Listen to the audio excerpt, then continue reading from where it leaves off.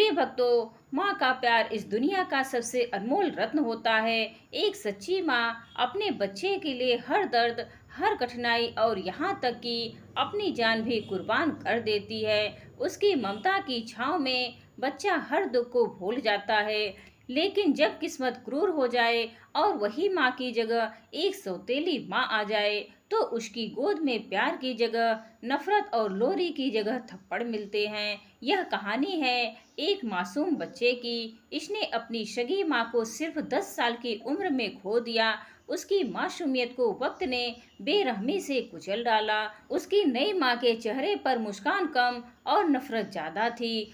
वह हर दिन उस बच्चे को ऐसे तड़पाती जैसे वह इंसान नहीं कोई बोझ हो। वो ना उसे ठीक से खाना देती, ना पानी। मार मार कर उसका शरीर नीला पड़ जाता और उसकी आत्मा धीरे धीरे मरने लगती। इस दर्दनाक जिंदगी में उसे सबसे ज्यादा दर्द तब होता था जब उसे माँ कहने का मन करता था, पर होठों से कुछ निकलता ही नहीं था।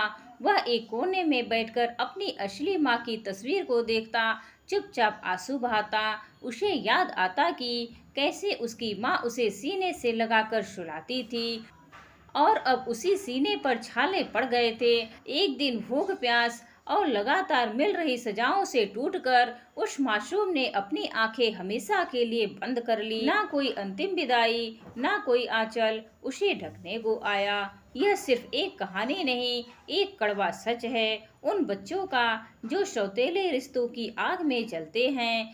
प्रिय भक्तों, आइए सुनते हैं उस मासूम की पूरी दास्तान जो आज भी कहीं किसी घर की दीवारों में छुपी हुई तड़प रही है। यमुना नदी के किनारे बसा था एक छोटा सा गांव शिवग्राम। बाहर से यह गांव जितना शांत और हरा भरा दिखता था, अंदर से कुछ घरों में उतना ही दर्द और सन्नाटा पलता था। इसी गांव के एक पुराने मिट्टी के घर में रहता था एक प्यारा मासूम बच्चा शिवम। उसकी दुनिया एकदम रोशन थी। कभी कभी किस्मत सबसे प्यारी चीज छीन लेती है कि अचानक तबीयत बिगड़ी और कुछ ही दिनों में शिवम की दुनिया उजड़ गई। पिता राघव एक सीधे साधे किसान थे।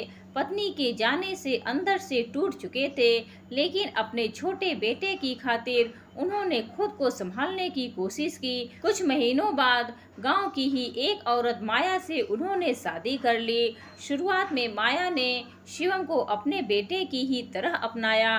प्यार से बेटा बेटा कहकर पुकारती, उसके बालों में उंगलियां फिराकर कहती, मैं तुझे अपनी जान से भी ज्यादा चाहती हूँ। शिवम को लगा शायद भगवान ने माँ को फिर से भेज दिया है, लेकिन कुछ ही महीनों में माया का असली रूप सामने आने लगा।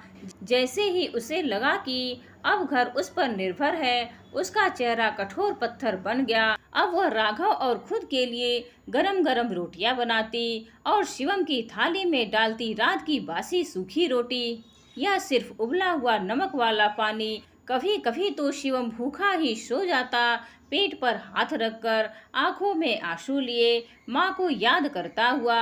अगर हिम्मत करके वह कह भी देता, माँ जी भूख लगी है, तो माया उसकी तरफ ऐसे देखती जैसे कोई अपराध कर दिया हो। वह कहती, जो मिला है खा ले चुपचाप, नहीं तो कल से यह भी नहीं मिलेगा। कई बार तो वह उसे मारती भी थी और उसके गाल पर पड़े निशान कई दिनों तक जलते रहते। पिता राघव सब कुछ देखते थे लेकिन चुप रहते थे। शायद माया के गुस्से से डरते थे या शायद अपनी पहली पत्नी की निशानी के लिए आवाज उठाने की हिम्मत खो चुके थे। शिवम की आंखों में हर दिन एक ही सवाल होता, क्या अब इस घर में मेरा कोई नहीं है। वह अक्सर घर के किसी कोने में जाकर अपनी माँ की तस्वीर के सामने बैठता और बिना आवाज किए रोता रहता। उसके लिए स्कूल जाना एकमात्र राहत थी। वहाँ कम से कम कोई डांटता नहीं था, लेकिन स्कूल से लौटते ही फिर वही सन्नाटा, वही भूख और वही चुप्पी पड़ोस में रहती थी। एक औरत सुषमा, वह अकेली थी। उसका पति कुछ साल पहले गुजर गया था और उसका कोई बच्चा भी नहीं था। सुषमा जब शिवम की यह हालत देखती तो उसका दिल पिघल जाता। वह जानती थी कि माया उस पर कितना जुल्म उठा रही है। जब भी मौका मिलता वह चुपके से शिवम को बुलाती और अपनी रोटी में से आधी उसे दे देती या थोड़ा सा गुड़ उसके हाथ में रख देती। शिवम उसे किसी देवी की तरह देखता। सुषमा के हाथ फेरने में उसे अपनी माँ की ममता का एहसास होता। एक बार सर्दी की रात थी, हवा बर्फ की तरह चुभ रही थी। शिवम को तेज बुखार था, उसका शरीर आग की तरह तप रहा था और वह ठंड से कांप रहा था। उसके पास बस एक पतली फटी चादर थी जो उसे ठंड को रोक नहीं पा रही थी। उसने बड़ी मुश्किल से आवाज निकाली, माँ जी बदन दुख रहा है, ठंड लग रही है। माया जो मोटी रजाई में लिपटी सो रही थी, गुस्से में चीखी, मर क्यों नहीं जाता, सोने भी नहीं देता, चुपचाप पड़ा रह, सुबह काम भी करना है। शिवम की आंखों से गर्म आंसू लुढ़क पड़े। वह दर्द, ठंड, भूख और अकेलेपन से रात भर सिसकता रहा। उसे लग रहा था जैसे वह धीरे धीरे जम रहा है। उसकी सांसें भारी हो रही थी। अगली सुबह जब धूप भी ठंड को कम नहीं कर पा रही थी, तब सुषमा ने आरव को आंगन में झाड़ू लगाते देखा। उसका चेहरा बुखार से लाल था, होठ सूखे और नीले पड़ गए थे और वह बुरी तरह कांप रहा था। ऐसा लग रहा था जैसे वह कभी भी गिर जाएगा। सुषमा का गुस्सा फूट पड़ा। उसने माया से कहा, माया क्या अंधी हो गई हो या तुम्हारा दिल पत्थर का हो गया है? यह बच्चा मर रहा है, देखो इसकी हालत बुखार से तप रहा है और तुम इससे इस ठंड में काम करवा रही हो। भगवान से भी नहीं डरती। माया ने नजरें फेर ली। तुम्हें बड़ी फिक्र है इसकी, जब देखो हमारे घर की टोह लेती रहती हो। मेरा सौतेला बेटा है, मैं जैसे चाहूँ रखूँ, तुम कौन होती हो बोलने वाली? सुषमा ने जवाब दिया, मैं इंसान हूँ माया, और यह बच्चा भी इंसान है। तुम माँ कहलाने के लायक नहीं। और राघव, तुम बाप हो या पत्थर, आंखों के सामने तुम्हारा बेटा मर रहा है और तुम चुप बैठे हो। राघव ने शर्म से सिर झुका लिया। उनके चेहरे पर लाचारी और पछतावा साफ दिख रहा था। शोर सुनकर पड़ोस के कुछ लोग इकट्ठा हो गए। सुषमा आगे बढ़ी और शिवम का हाथ पकड़ा। उसका बदन भट्ठी की तरह तप रहा था। मैं इसे अपने साथ ले जा रही हूँ, सुषमा ने दृढ़ता से कहा। उसकी आवाज में एक ताकत थी। माया चिल्लाई, यह मेरे पति का बेटा है। सुषमा ने जवाब दिया, जब यह ठंड और बुखार से मर रहा था तब कहाँ थे इसके माँ बाप? सुषमा की बातों ने वहाँ खड़े लोगों के दिलों में माया के लिए नफरत और सुषमा के लिए सम्मान जगा दिया। राघव ने कोई रोक टोक नहीं की, शायद उसके अंदर का बाप जाग गया था। सुषमा लगभग बेहोश शिवम को सहारा देकर अपने छोटे से घर में ले आई। उसने शिवम को अपने बिस्तर पर लिटाया। शायद शिवम की जिंदगी का पहला नरम और गर्म बिस्तर पर सोया हो। उसने गांव के हकीम को बुलाया, दवा दी, रात भर जागकर उसके माथे पर गीली पट्टी रखी और प्यार से उसके बालों में उंगलियां फेरी। सुषमा ने कहा, डर मत बेटा, अब तेरी यह माँ है ना, तुझे कुछ नहीं होने देगी। शिवम की आंखों से सालों का जमा दर्द आंसुओं के सैलाब में बह निकला। यह प्यार, यह अपनापन, यह चिंता उसने कभी महसूस नहीं की थी। उसे लगा जैसे उसकी असली माँ सुषमा के रूप में लौट आई है। उस दिन से शिवम का घर सुषमा का आंगन बन गया। सुषमा ने उसे अपने कलेजे से लगा लिया। उसे वह सब कुछ दिया जिसका वह हकदार था, प्यार, खाना, कपड़े और सबसे बढ़कर माँ का आंचल। सुषमा खुद गरीब थी, खेतों में मजदूरी करती या रात रात भर सिलाई करके अपना और शिवम का पेट पालती थी, लेकिन उसने शिवम को कभी किसी चीज़ की कमी नहीं होने दी। वह खुद बासी रोटी खा लेती, लेकिन शिवम को हमेशा ताज़ा खाना खिलाती। शिवम भी अपनी माँ पर जान छिड़कता था। वह समझता था कि उसकी माँ उसके लिए कितनी तकलीफ उठा रही है। उसने पढ़ाई में पूरा ध्यान लगाया। स्कूल से लौटकर वह घर के कामों में माँ का हाथ बटाता। उसके दिल में बस एक सपना था, बड़ा होकर अपनी माँ के सारे दुख दूर करना, उसके लिए एक पक्का घर बनवाना। राघव कभी कभी चुपके से शिवम को देखने आते और सुषमा का एहसान मानते, लेकिन माया ने तो जैसे शिवम को अपनी जिंदगी से निकाल ही दिया था। समय बीतता गया, शिवम अब जवान हो रहा था। उसने गांव के स्कूल से 10वीं की परीक्षा शानदार नंबरों से पास की। वह आगे पढ़ना चाहता था, बड़ा आदमी बनना चाहता था, लेकिन वह जानता था कि उसकी माँ के पास इतने पैसे नहीं हैं कि उसे शहर भेज सके। सुषमा ने तो उसकी पढ़ाई के लिए अपनी थोड़ी सी जमीन भी गिरवी रख दी थी। एक शाम जब सुषमा थकी हारी सिलाई मशीन चला रही थी, शिवम उसके पास बैठ गया। धीरे से बोला, माँ अब मैं बड़ा हो गया हूँ, मैं सोच रहा हूँ मुंबई चला जाऊँ, वहाँ बहुत काम है। मैं मेहनत करूँगा, पैसे कमाऊँगा और आपके पास भेजूँगा। सुषमा का दिल यह सुनकर कमज़ोर पड़ गया, लेकिन वह अपने बेटे के सपनों के आड़े नहीं आना चाहती थी। उसकी आंखों में आंसू आ गए, जिन्हें उसने जल्दी से पोंछ लिया। बेटा, जैसी तेरी मर्जी, तेरी खुशी में ही मेरी खुशी है। लेकिन मुंबई बड़ा शहर है, वहाँ के लोग अलग होते हैं, किसी पर जल्दी भरोसा मत करना। उसकी आवाज़ में चिंता और ममता थी। शिवम ने अपनी माँ को गले लगाया। आप फिक्र मत करो माँ, मैं आपका नाम रोशन करूँगा। गांव के एक परिचित ट्रक ड्राइवर के साथ लंबे समय के बाद शिवम मुंबई पहुंच गया। मुंबई एक अजीब शहर थी। ऊंची ऊंची इमारतें, भागती गाड़ियां, अनगिनत अनजान चेहरे। शिवम इस भीड़ में अकेला पड़ गया। गांव की शांति के बाद यह शोर और भीड़ उसे डराने लगी। रहने की कोई जगह नहीं, जेब में बस थोड़े से ही पैसे थे। कई दिन भूखे प्यासे भटकने के बाद उसे एक ढाबे में बर्तन धोने का काम मिला। काम कठिन था, सुबह से देर रात तक बर्तनों के ढेर से जूझना पड़ता था। मालिक की डांट सुननी पड़ती और बदले में थोड़ी सी तनख्वाह। कई बार उसे माँ के हाथ की रोटी याद आती और उसकी आंखें भर आती। उसे लगता कि वह कहाँ आ गया, लेकिन फिर उसे अपनी माँ का चेहरा याद आता, उनकी उम्मीदें, उनका प्यार, और वह फिर से हिम्मत जुटा लेता। उनकी मेहनत रंग लाई। ढाबे का मालिक उसकी ईमानदारी और लगन से खुश हुआ। उसने शिवम को बर्तन धोने से हटाकर खाना परोसने का काम सौंप दिया। शिवम ने यह काम भी पूरी ईमानदारी से किया। उसकी बनाई चाय और परोसने का तरीका ग्राहकों को पसंद आने लगे। कुछ सालों तक उसने पैसे जोड़े, फिर ढाबे की नौकरी छोड़कर पास में ही एक छोटी सी चाय की दुकान खोल ली। शुरुआत में मुश्किलें आई, लेकिन शिवम की चाय में उसकी मेहनत का स्वाद था। धीरे धीरे उसकी दुकान चल निकली। उसने दिन रात मेहनत की। दुकान छोटी थी, लेकिन कमाई अच्छी होने लगी। उसने 2 लड़कों को भी काम पर रख लिया। जिस दिन उसे पहली अच्छी कमाई हुई, उसने सारे पैसे मनी ऑर्डर से अपनी माँ के नाम भेज दिया। जब डाकिया शिवम के मनी ऑर्डर लेकर पहुंचा, तो सुषमा की आंखें खुशी से झलक पड़ी। यह सिर्फ पैसे नहीं थे, यह उसके बेटे की मेहनत थी, उसका पसीना था।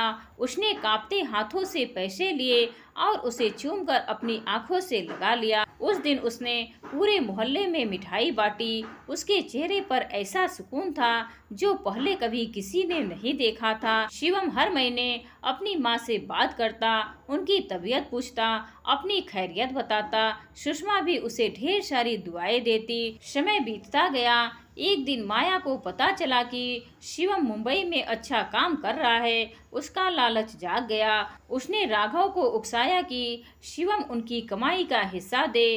राघव को भी अब माया की बातें सही लगने लगी। दोनों सुषमा के पास गए और बोले, शिवम को कहो कि हमें पैसे भेजे, हमने उसे पाला पोसा है। सुषमा ने साफ जवाब दिया, जब यह बच्चा भूख से तड़पता था, जब तुम इसे जानवर समझती थी, जब यह बुखार में ठंड से कांप रहा था और तुमने इसे मरने के लिए छोड़ दिया था, तब कहाँ थे तुम? मैंने इसे पाला है, यह मुझे माँ कहता है और अपनी खुशी से, अपने प्यार से मुझे पैसे भेजता है। मैं कैसे कह दूं कि वह तुम्हें पैसे दे? हक प्यार का होता है, पालने का होता है, सिर्फ खून का नहीं। सुषमा की सच्ची और कड़वी बातें राघव को तीर की तरह लगी, लेकिन माया ने इसे अपनी बेइज्जती समझी। उसने गांव में शोर मचाना शुरू कर दिया, घर घर जाकर रोना धोना करने लगी कि सुषमा ने उसका बेटा छीन लिया है, उसे बहका लिया है और उसकी सारी कमाई खा रही है। उसने पंचायत बुलाने की जिद पकड़ ली। उसका इरादा साफ था, शिवम के पैसों पर कब्जा करना। गांव के बड़े बूढ़ों ने मामला शांत करने के लिए पंचायत बुलाई। गांव की चौपाल पर सब इकट्ठा हुए। सरपंच और गांव वाले अपनी जगह बैठे। पूरा गांव यह तमाशा देखने जमा था। एक तरफ माया खड़ी थी, आंखों में झूठे आंसू भरे राघव के साथ। दूसरी तरफ अकेली सुषमा सिर झुकाए, लेकिन चेहरे पर एक अजीब सी हिम्मत लिए। शिवम को भी फोन पर सब बता दिया गया था। उसने सरपंच को फोन पर ही सारी कहानी और अपना फैसला साफ साफ सुना दिया था। पंचायत शुरू हुई। माया ने बोलना शुरू किया, हमने इसे पाल पोस कर बड़ा किया है। आज यह मुंबई में लाखों कमा रहा है, लेकिन हमें भूल गया है। इस सुषमा ने उसे ऐसी पट्टी पढ़ाई है कि वह हमारा शक्ल भी नहीं देखना चाहता है। सारे पैसे यही खा जाती है। सरपंचों, इंसाफ करो। बेटे की कमाई पर पहला हक माँ बाप का होता है। फिर सुषमा की बारी आई। उसकी आवाज़ शुरू में थोड़ी कम थी, लेकिन फिर उसमें ताकत आ गई। उसकी आंखों में आंसू थे, लेकिन वे लाचारी के नहीं, बल्कि सालों के दर्द के थे। सरपंच परमेश्वर और मेरे गांव के भाइयों बहनों, आप सब जानते हैं, आपने अपनी आंखों से देखा है कि शिवम का बचपन कैसे गुजरा है, कैसे उसकी सौतेली माँ ने उसे भूखा रखा, मारा पीटा जलील किया। जब वह ठंड और बुखार से मर रहा था, तब यही माँ बाप उसे घर के बाहर काम करवा रहे थे। कैसे उसकी सौतेली माँ ने उसे भूखा रखा, मारा पीटा जलील किया। जब वह ठंड और बुखार से मर रहा था, तब यही माँ बाप उसे घर के बाहर काम करवा रहे थे। तब मैं उसे अपने घर लाई थी। मैंने अपनी रोटी में से हिस्सा देकर उसे पाला, रातें जाग कर इसकी सेवा की, इसे पढ़ाया लिखाया। मैंने इसे जन्म नहीं दिया है, लेकिन मैंने इसे माँ बनकर पाला है।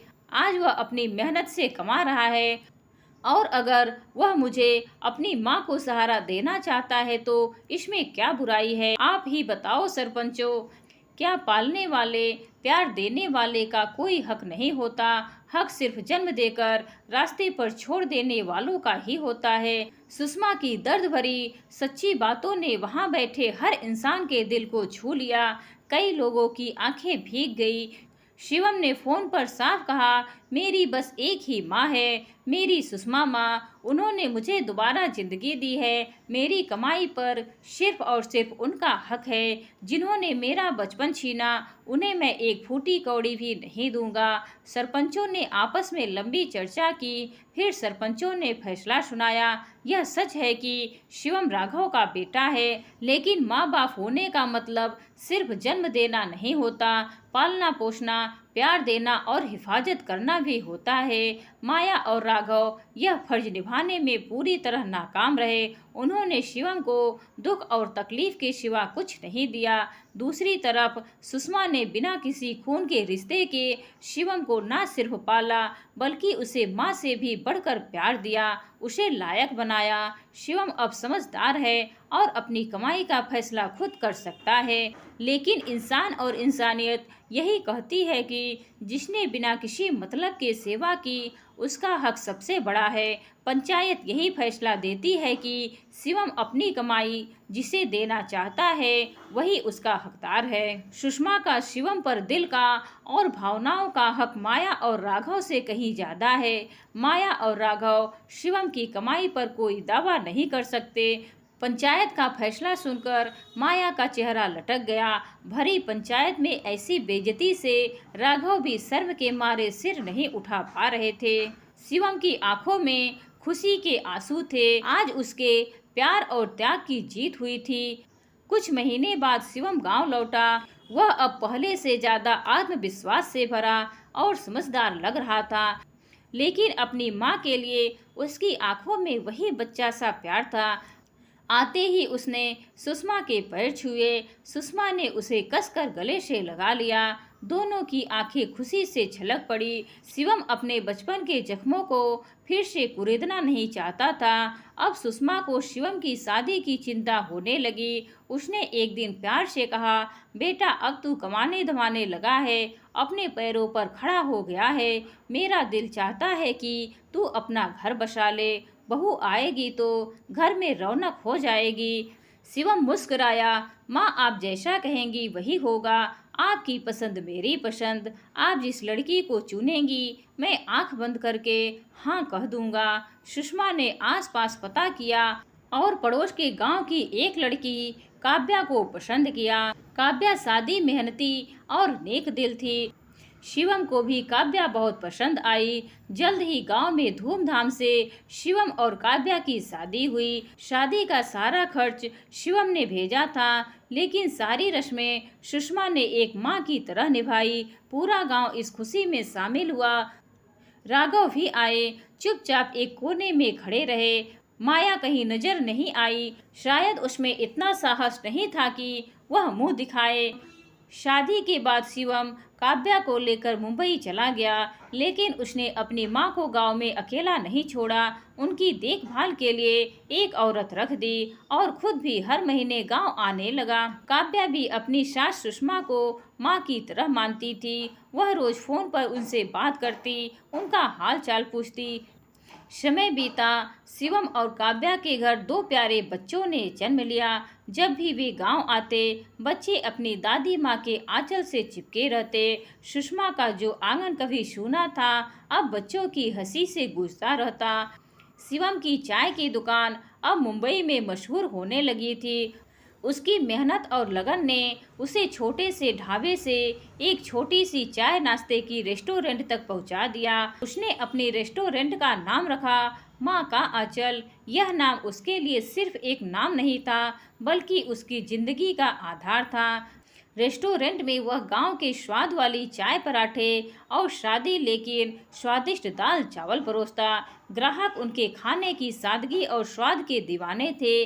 धीरे धीरे उसकी रेस्टोरेंट की चर्चा शहर के अखबारों और सोशल मीडिया तक पहुंच गई। एक दिन एक बड़ा बिजनेसमैन शिवम के रेस्टोरेंट में आया। उसे शिवम का खाना और उसकी कहानी इतनी पसंद आई कि उसने शिवम को अपने रेस्टोरेंट की एक चेन शुरू करने का प्रस्ताव दिया। शिवम को पहले तो यकीन नहीं हुआ।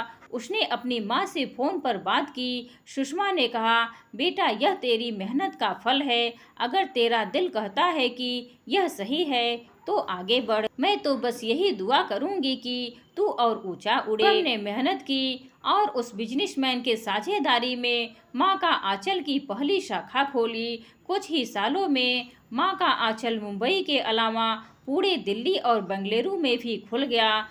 शिवम अब एक जाना माना नाम बन चुका था, लेकिन उसकी सादगी और अपनी माँ के प्रति उसका प्यार कभी कम नहीं हुआ।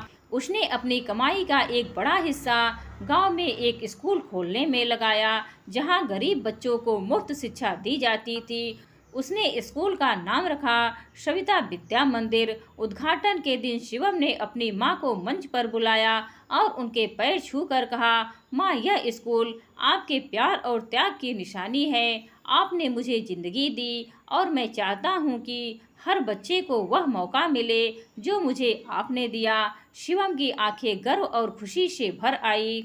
गांव के लोग तालियां बजाते रहे। शिवग्राम में शिवम की कामयाबी की गूंज अब दूर दूर तक फैल चुकी थी। माँ का आंचल रेस्टोरेंट की चैन अब न सिर्फ शहरों में बल्कि लोगों के दिलों में भी बस गई थी। शिवम की मेहनत और सुषमा की दुआओं ने उसे एक ऐसी ऊंचाई दी जिसका सपना उसने कभी नहीं देखा था। लेकिन जिंदगी की राहें कभी एक सी नहीं रहती। शिवम का दिल, जो अब तक अपनी माँ के प्यार, काव्या की साथीपन और बच्चों की हंसी से भरा था, एक बार फिर दर्द के गहरे सागर में डूबने वाला था। नियति ने फिर से उसकी राह में कांटे बिछाए और इस बार का दर्द पुराने जख्मों से भी गहरा था। यह कहानी अब और दर्दनाक मोड़ लेने वाली थी।